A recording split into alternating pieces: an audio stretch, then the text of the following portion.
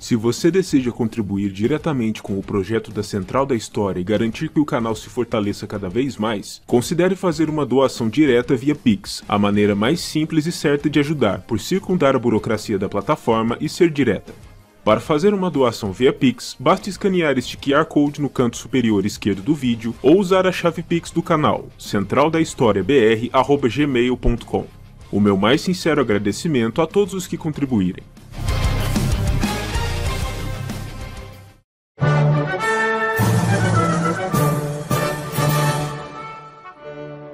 O continente sul-americano não é exatamente aquele que vem primeiro à nossa mente quando pensamos em grandes guerras entre nações.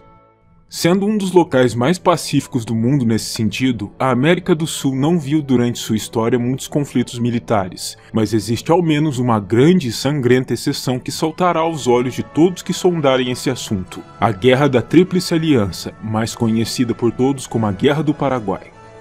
Considerada como o conflito mais sangrento de toda a história da América do Sul, a Guerra do Paraguai deixou marcas profundas em todas as nações que dela tomaram parte, em especial no próprio Paraguai, naturalmente, com uma taxa de mortandade assustadora e um legado nefasto que perduraria até os dias atuais.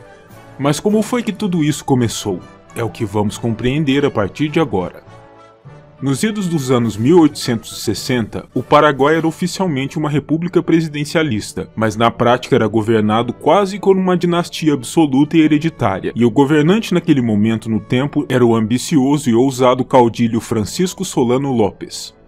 Tendo herdado, por assim dizer, o governo de seu pai, Carlos Antônio Lopes, Solano subiu à cadeira presidencial em outubro de 1862 e tinha grandes planos para elevar sua pequena e atrasada nação isolada à condição de uma pujante economia industrial, tornando-se em uma das potências regionais. E para isso, naturalmente, ele desejava duas coisas bem claras: uma maior influência nos acontecimentos e na política da região, e um acesso amplificado aos rios que cortavam o coração do continente, pois nenhuma nação seria capaz de se desenvolver sem comércio exterior, e naqueles tempos isso significava principalmente comércio naval.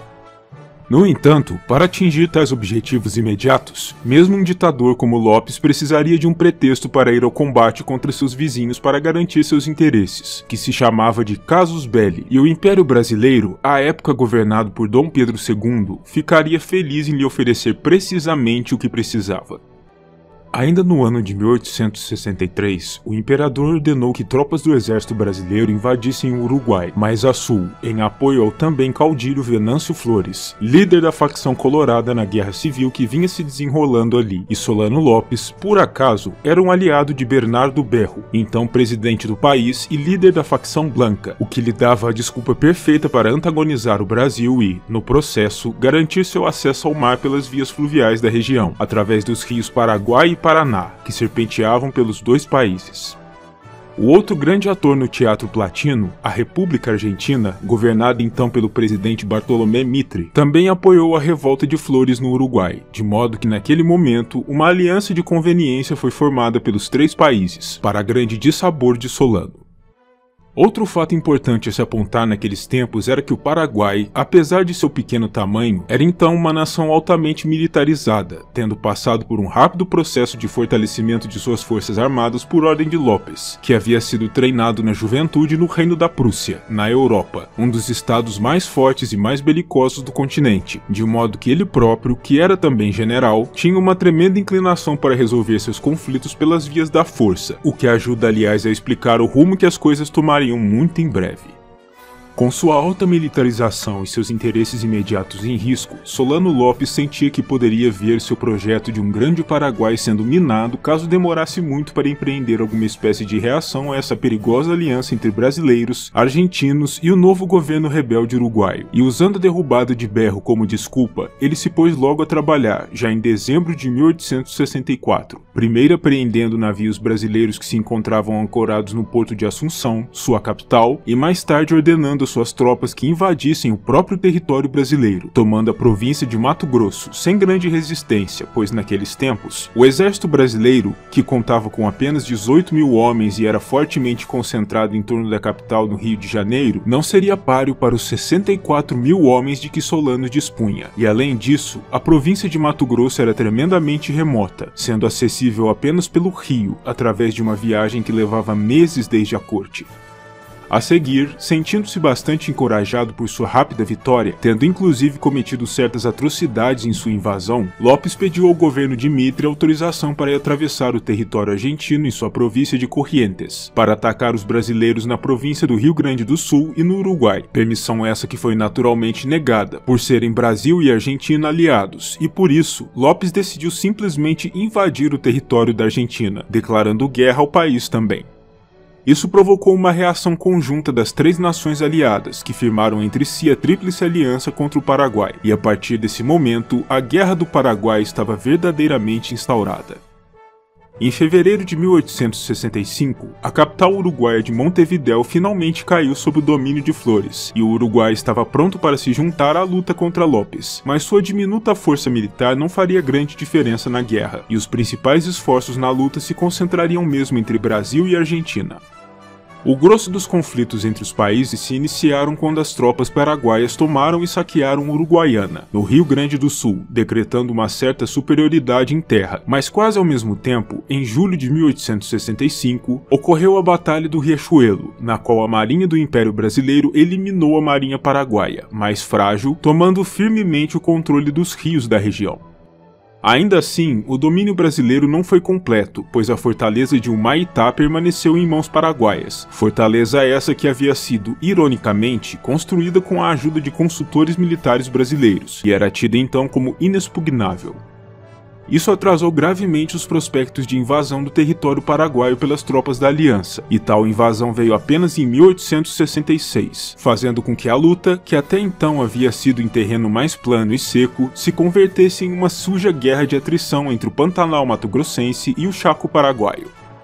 A essa altura, o contingente do exército brasileiro já havia sido grandemente inchado, especialmente por escravizados com a promessa de se tornarem homens livres caso sobrevivessem à luta, e chegava à marca de 145 mil soldados, um número bem superior a que os paraguaios seriam capazes de pôr em campo, mesmo considerando os reservistas, o que levou Solano Lopes a colocar todos os homens, rapazes e velhos ainda em condições de erguer um rifle na linha de frente. Além disso, é importante também apontar a participação de diversos povos indígenas nesse conflito, com diferentes nações se aliando espontaneamente ou forçosamente a cada um dos lados, em busca de preservar suas próprias terras e seus próprios interesses na região.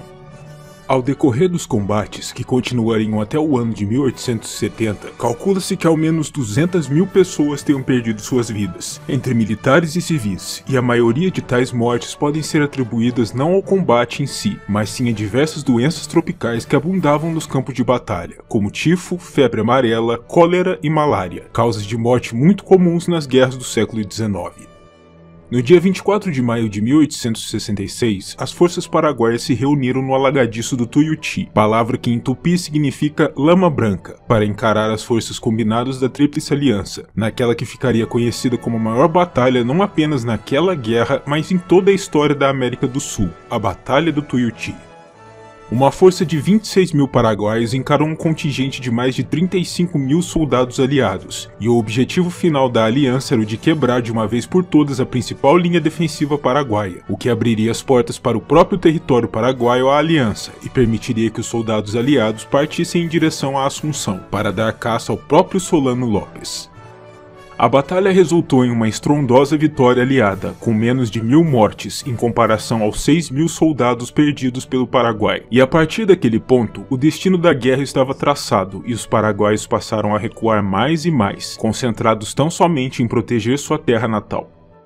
Com as pesadas perdas sofridas em Tuiuti, Solano Lopes foi forçado a conscrever em suas forças idosos e jovens inexperientes, significando que a qualidade de suas tropas também diminuiu consideravelmente, mas por outro lado, as perdas e os feridos do lado aliado também tiveram seu peso, e a aliança precisou de algum tempo para descansar, se recuperar e se reorganizar para as ofensivas finais contra o território paraguaio.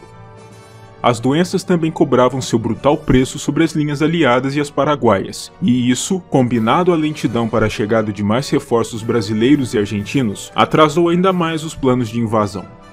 Nesse meio tempo, o presidente paraguaio tentou negociar com Mitre um acordo de paz, e a resposta do presidente argentino foi a de que ele só aceitaria a rendição incondicional de López. Mas o paraguaio, sendo uma figura bastante narcisista e vendo a si mesmo quase como um Napoleão dos trópicos, se recusou terminantemente a aceitar esse termo, declarando que resistiria até o amargo fim. A confiança extrema dos aliados, no entanto, cobraria seu preço em breve, na Batalha de Curupaiti, em setembro de 1866, quando um avanço das tropas aliadas sobre posições fortificadas paraguaias após uma barragem de artilharia naval foi rechaçada de maneira vexatória, com quase 1000 mortos entre argentinos e brasileiros, para apenas 54 mortes paraguaias, um verdadeiro fiasco. Essa derrota estrondosa causou uma espécie de cessar-fogo temporário para que ambos os lados se recuperassem, e causou também uma mudança do comando das forças dos aliados, com Luiz Alves de Lima e Silva, o famoso Duque de Caxias, sendo apontado como comandante-geral da aliança, com a missão de adentrar o território paraguaio em profundidade e caçar Solano Lopes aonde quer que ele se encontrasse.